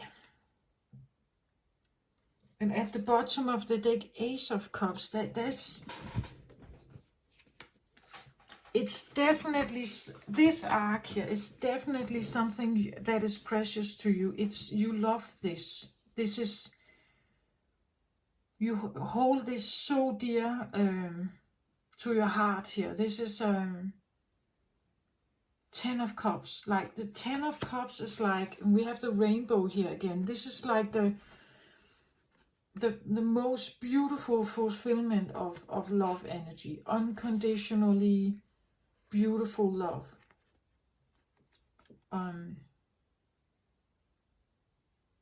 But that could be the reason why you carry some burdens here. Because you hold a lot of love for someone. So you carry their burdens. You carry some of their burdens. Or you have been, I want to say. Love is the reason why you have carried this. Maybe even repress something in yourself. It's because you love someone. Like they are your precious. As I said, it could be like a child. To have a child, yeah, you have to carry some burdens, right? Motherhood or fatherhood carries. You need to control stuff in your life. You can be as angry or reactive to certain stuff. It will scare the child, right? You become protective, maybe. There are things you can no longer do because you are now carrying another kind of responsibility, but it's okay because it's something that is precious here. But it may just have felt at some point in time it became very difficult to handle. It may have felt like it was difficult to handle, or if I open this or if I talk about this, maybe my precious here is not liking that, or what it is that I'm supposed to commit to here. I can't open the box or the ark here as long as I'm in a commitment with someone. This is something I can only do this when I'm alone, perhaps. Maybe that's why I felt like I should close the windows and like put the smudge out. I kind of need a clear space where there's no other energy. Otherwise, I can't let this. It can't be something shared with. It's almost like that's the sacrifice, right? What do you do? You sacrifice your perfect, good home family life, maybe, or do you choose to? What are you willing to do somehow? This feels a little bit like someone is carrying someone else's burden to keep the happy life, the family life, happy. Right? It's because you love someone. Therefore, you're willing to carry something here. Maybe a lot of burdens. As a parent takes on a lot of responsibility and stuff to make the family like function, right? If the parent didn't do that, the child would starve and die, right? You have to put some of your own stuff aside. Yeah, your ego, you could say. This could be the feeling of ego that has burning in you, like things you couldn't do, perhaps. Adventures you couldn't take. Free will you couldn't pursue. Because of something else here. that goes with like being a parent. This idea of the child safety and security, the family life is more important, and therefore I carry the burdens. But it may have felt like very draining. The Ten of Wands, though, also talks about like completion of something, like you have completed maybe a karmic cycle of something here. That may have had to do with love and how to keep the family home great and good. Ten of Cups for me, we have two tens here. There is something about not. This can talk to me about the feelings we have when we have a crush on someone, like the dreamy rose-colored rainbow-like unicorn feeling of everything is just peachy, and maybe it was at once, but over time it may have become a burden, right? Or it may have felt like a burden. But two tens kind of indicates for me that this is kind of over, like you are no longer accepting to carry someone else's burdens, and you see a situation in a different light now, right? It's like the crush feeling has kind of evaporated, and you are now seeing the situation for what it is. It has to be a more balanced, more equal relationship. I'm not supposed to carry all the burdens while you may sit and just hang out on the couch, right? That kind of feeling, that something needs to change here. But if you have carried the burdens always, maybe they don't like the change, right? Again, that there is a sacrifice with speaking up or having new boundaries or wanting equality. It comes with a sense of there's something at risk, perhaps. If I speak up about this, there's something at risk. I could potentially lose something.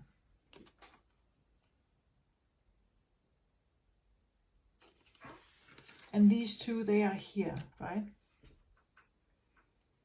This could be the reason why this has been kind of stuck together, that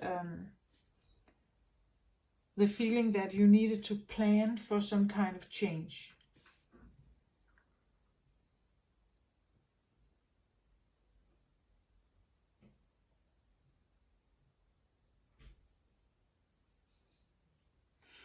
But you see, again, I have two tens here, and 10 talk about a cycle closing, something being wrapped up. It's kind of done with that. It's like you're done with this. You're done with like carrying the burdens to keep something happy, like you're not supposed to carry most of the burdens here to make everything look like a picture perfect. And I think both of these are tens. It's like that it's supposed to be more balanced. It's supposed to be more. And life cannot always be like this, like living on a rosy sky somehow, or cloud here. Life is not always peachy, right? And someone here may need to see that, right? They may need to see that that someone has actually been struggling here to keep everything together.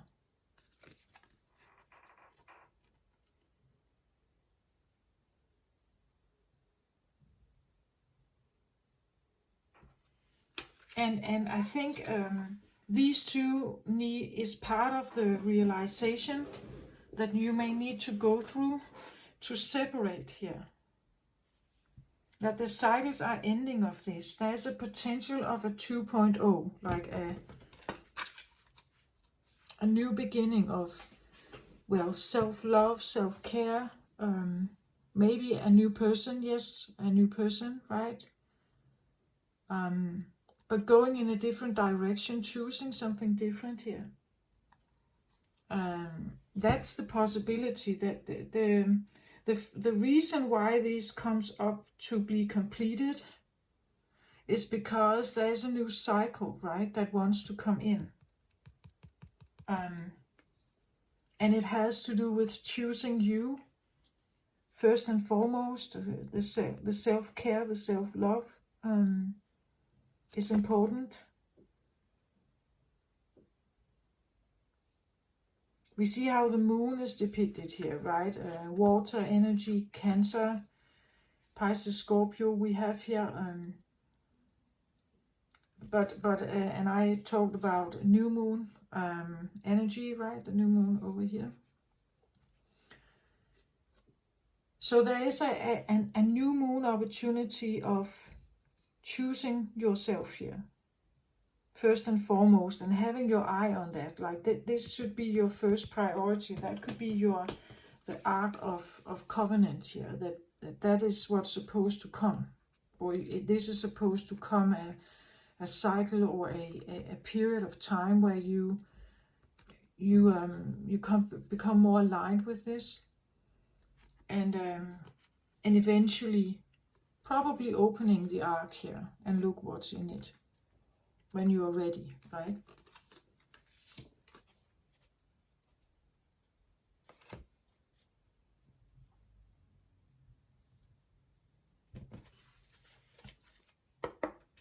Can I have a card more on the Queen of Forces here?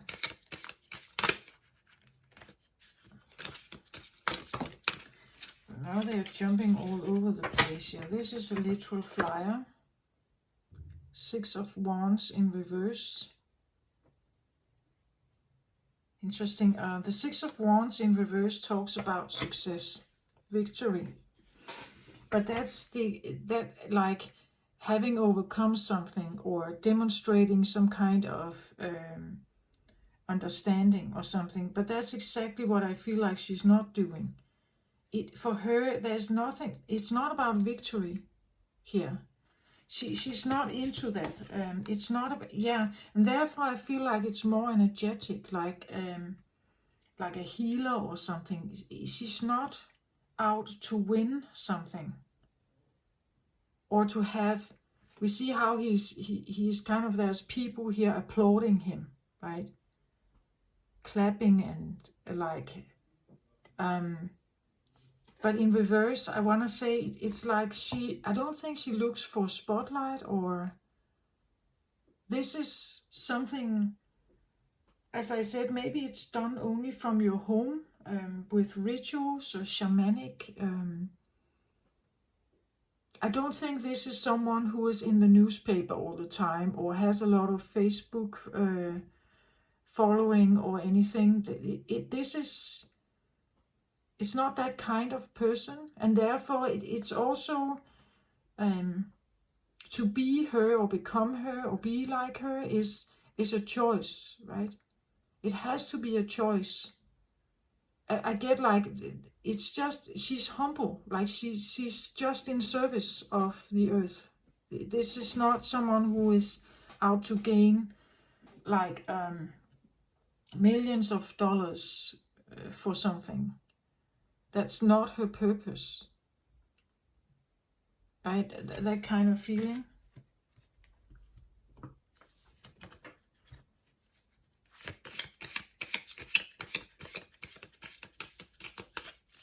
That's not why she's here, I think.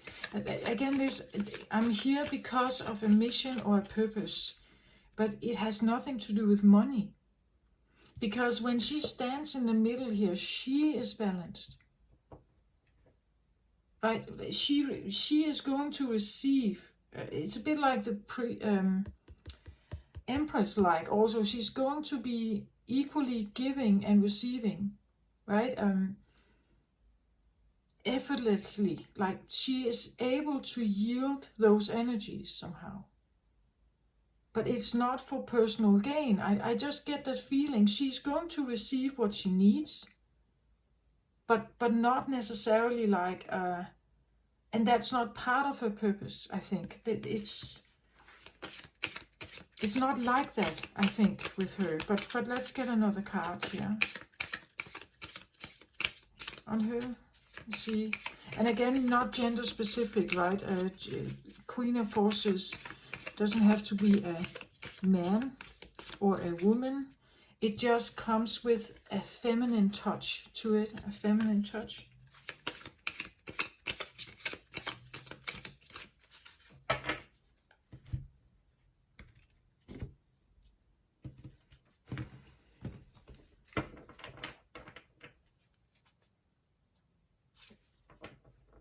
Four of Wands. So Four of Wands is, here we have the family card, right? The marriage card, the family card. It could be someone who is like devoted to her love, right? Devoted to marriage, but she will be a spokesperson or an energetic worker that wants to balance maybe family life, you know, like life within the four walls. What happens when people are within the four walls?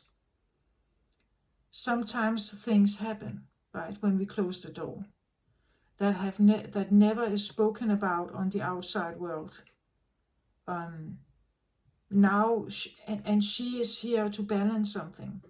Again, she can be a negotiator in marriage life, right? She could be a therapist who negotiates between man and woman in marriage, like if there is some difficulties in the home with children, whatever. She could be that kind of negotiator, but she could also simply work with the balance of earth, this has to do with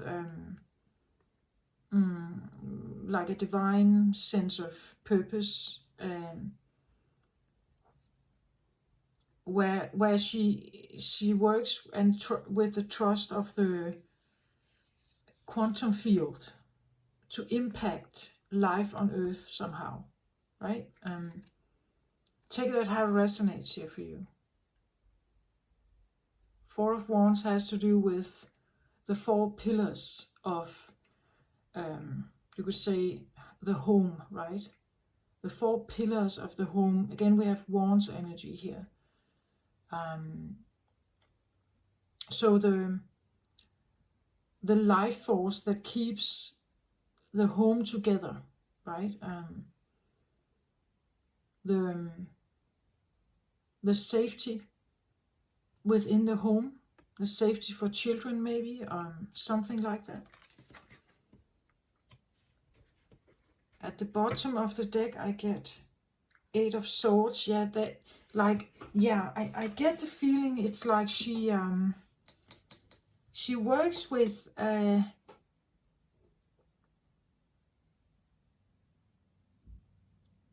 Eight of Swords. Well, we can see it. It's like someone feels a bit trapped here, and their hands are tied. Their eyes are cloaked here. She can't see, blindfolded, can't see anything. She feels like she is entrapped in marriage, right? Perhaps. Again, not gender specific, right? It doesn't have to be women here, but there's something about if you feel entrapped or you feel like locked into marriage, and it was supposed to be beautiful and lovely, right? But it's more like a prison.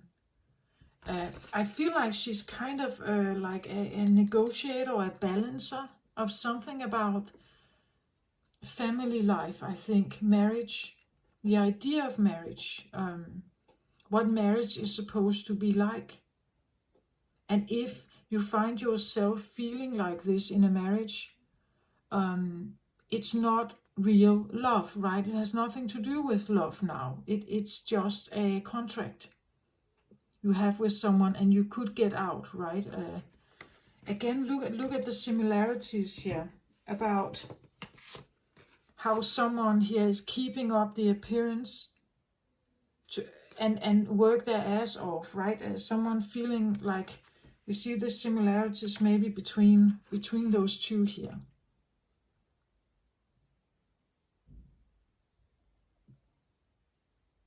how they feel trapped in something, carrying a lot of burdens, how they can't get out somehow. They can't see a way out of it. And it's all in the name of love, or so-called love, something that is rose-colored here. To uphold something, I have to carry all kinds of burdens here. But that coming to an end. And here it's kind of the same thing, that within the marriage, within the what love and marriage is supposed to be about, and how it's supposed to be honored. And nobody should feel entrapped in something they don't want, right? So this could be a negotiator, or who works with pre-arranged marriages, maybe, or where energies feel stuck somehow, unhappy, entrapped. Kind of marriages that are entered into because of tradition, but it actually just traps the parties, the children or something. You get my point? It's that kind of negotiator I feel like we have here. It's Queen of Forces here.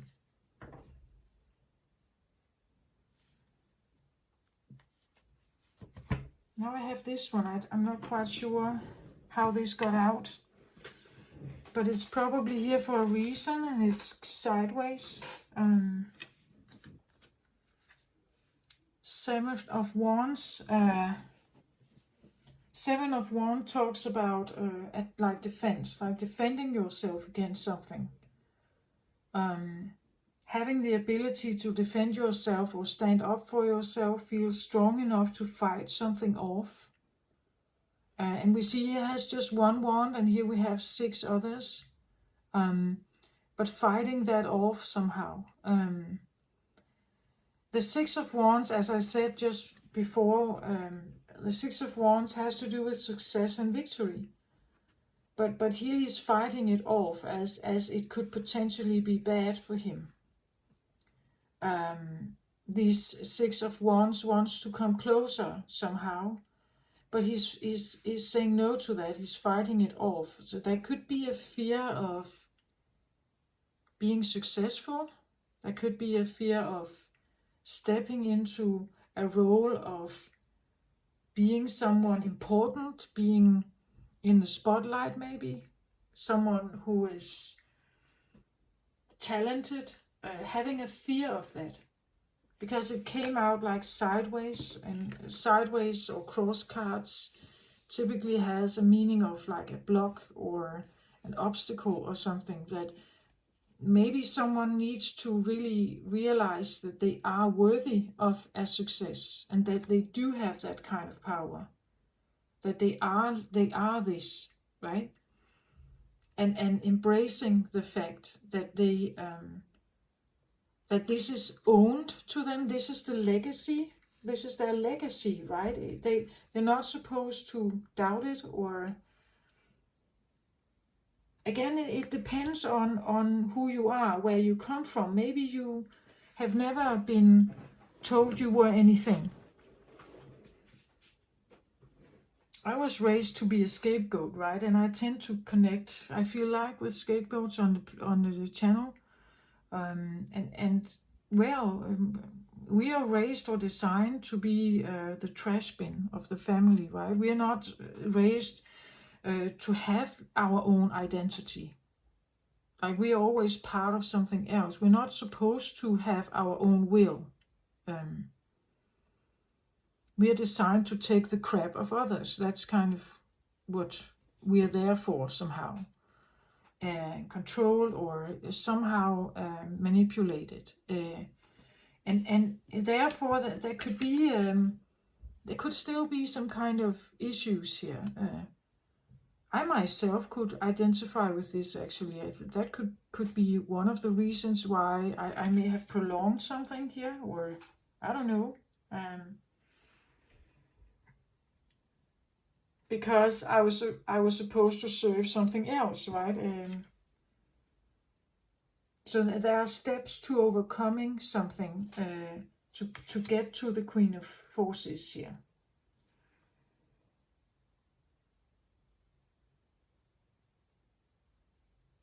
But it's just that she stands here with, she has a crown on her head, but she has no weapons. Like, she's not a warrior, I feel like. She's a peacekeeper. It's that kind of, she's a peacekeeper, a healer, an earth angel, like something like that. She's here to balance something. Something that may have to do with, well, people that feel like they are somehow lost in a marriage or trapped in some kind of situation that is probably not healthy for them or good for them, or in the name of marriage or in the name of so-called love, you now feel like this. Again, as I say, one wand could be that we fall in love with someone, or we get a crush on someone. Extremely fiery, right? Passion for someone, as I said, but then over time, it may have developed into something totally different. But now we are carrying this still because we want to uphold the image that something is love. Perhaps that something is love. It has to be love, but I carry all these burdens to maintain that image to the outside world, but maybe also to myself. Like, maybe I've been doing all this kind of work for someone who doesn't care about me, but I've done it because I needed to believe that it was worth it, right? I needed to believe that this is the one I love. But again, this is the one I care for. This is my precious. This is the one that is important to me. But maybe realizing that, again, 10 and 10 here, it's like this is something is coming to an end about this. It's putting down the burdens of upholding some kind of, like, picture perfect white picket fence and all this stuff kind of image, like not upholding that anymore.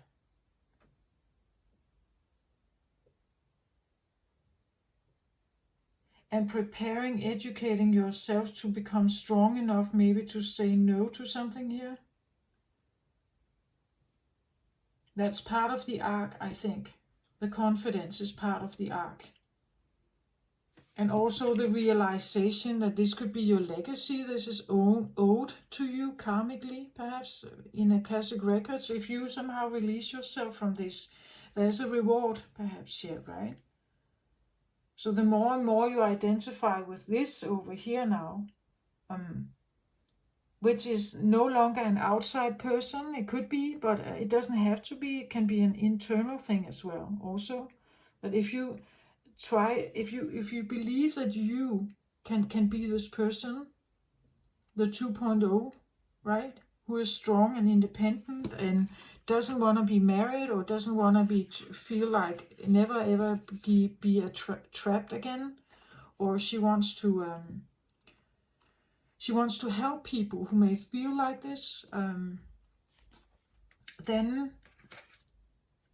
you can rewrite your story. I feel like that's the Virgo energy here with the new moon, that this is present at this point in time. There's a possibility to rewrite something, clearing the way here. So clearing the way for what? Yeah, for her, of course, right? Let's have, if we can get from the soul cards here. This is called Through the Eyes of the Soul by Cheryl Yambreck Rose. If we can get like an overall energy maybe, because it's almost like you haven't had one. Like again, this feeling of like feeling blindfolded, couldn't see where you were going, that kind of feeling. Just trapped in the everyday life of and burdens of life.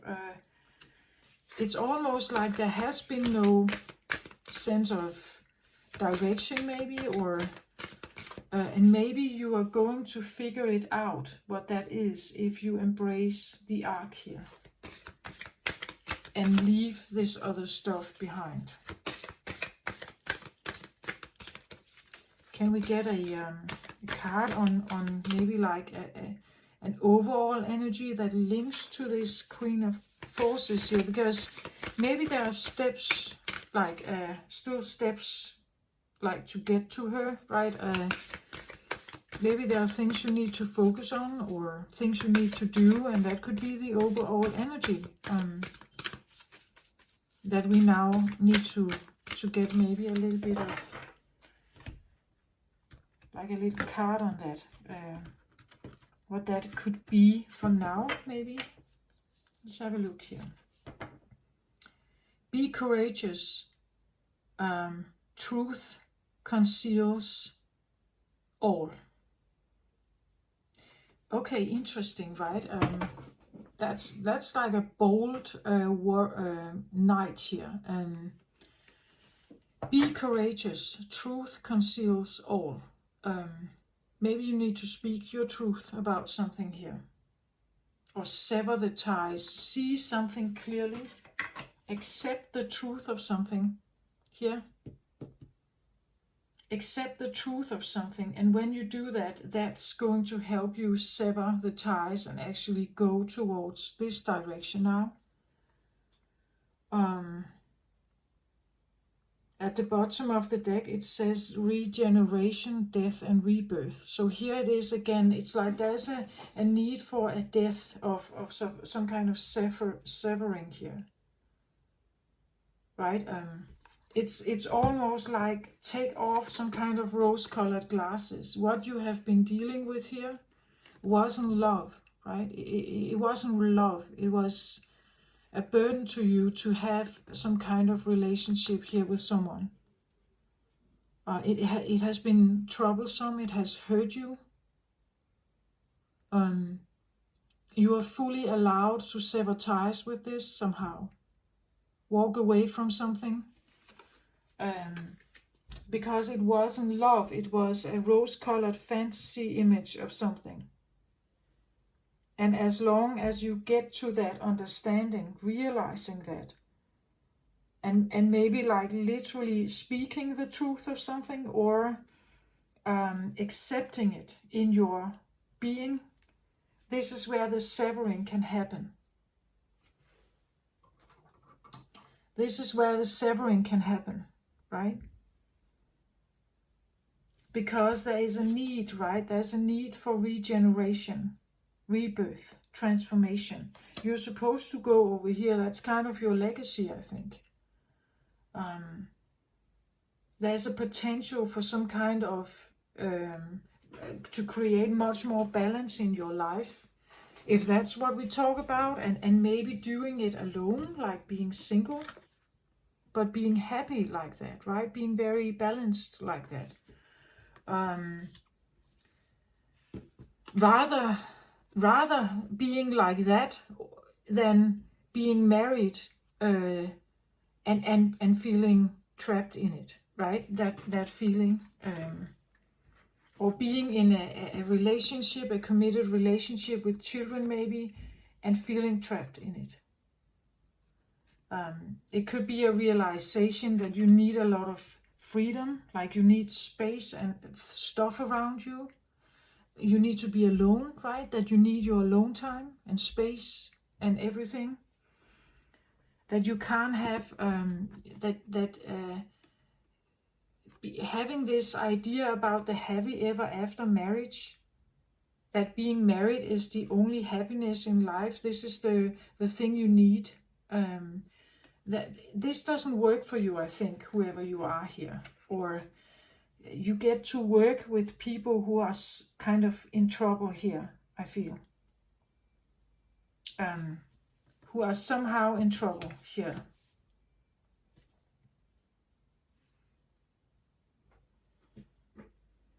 There needs to be a transformation where you are courageous, that you speak your truth, that you say what you want. Maybe you even talk negatively about marriage because it doesn't work for you, right? Or you need a lawyer here to get yourself out of a marriage that supposedly should be a good thing for you, but it ended up being like a prison or an enslavement or something. Feeling that kind of, yeah, that's what I feel like.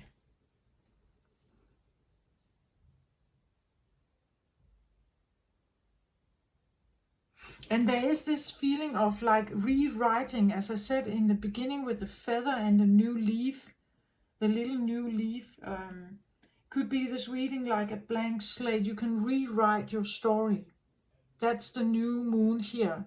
If you imagine yourself as her here, what would she be like? What is she doing during her day? What is she occupied with? What is she working with? What does she look like? How does she feel, right? That kind of feeling. Try to write that down and send it with the new moon here, right?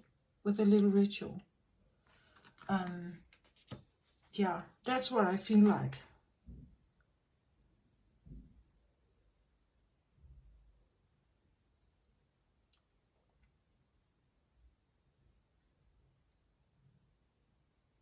Truth conquers all. So when you accept the truth of something, becomes very honest with yourself.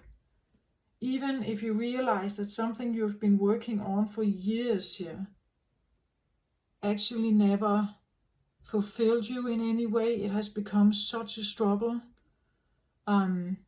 It could even be that this is the inspiration, that you come from a realization of this. So a wound that you have experienced now becomes the driving force for you being a healer here, or a helper, or a lawyer, or a social worker, or a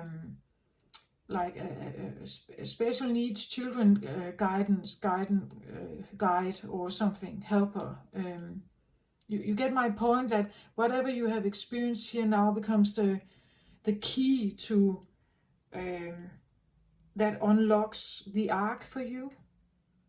And now you become someone who, because you know what this is like, abuse in marriage maybe or something, because you know it, you can now help others. You see my point? That kind of feeling. In whatever way you feel like this Queen of Forces is right for you, she's using whatever tool she has available to her here. So if it's law, if it's legislation, if it's energy, if it's shamanic understanding, meridians, whatever this is, healing meridians, kind of, take that how it resonates, right? She uses whatever tools is available for her to, that's the potential of her here, right? So there's something you need to realize here. Be very blunt and honest with yourself. What your life feels like, and whether it has been linked with some kind of fantasy here. And be courageous. Truth conquers all. So even if you realize something may have felt like a waste of your life, that you have committed yourself to something that feels like a waste of your life, yeah, maybe you need to change direction and go somewhere else. And that takes courage, right? It takes courage to go somewhere else. But the truth is now what could be your driving force, right? I also want to say, in this case, when I see these cards, I want to say she could be someone who is like revealing secrets, right? She could be someone who helps reveal secrets to create balance or to make people see something here. She could be a some kind of psychic, right? She could be psychic, this one.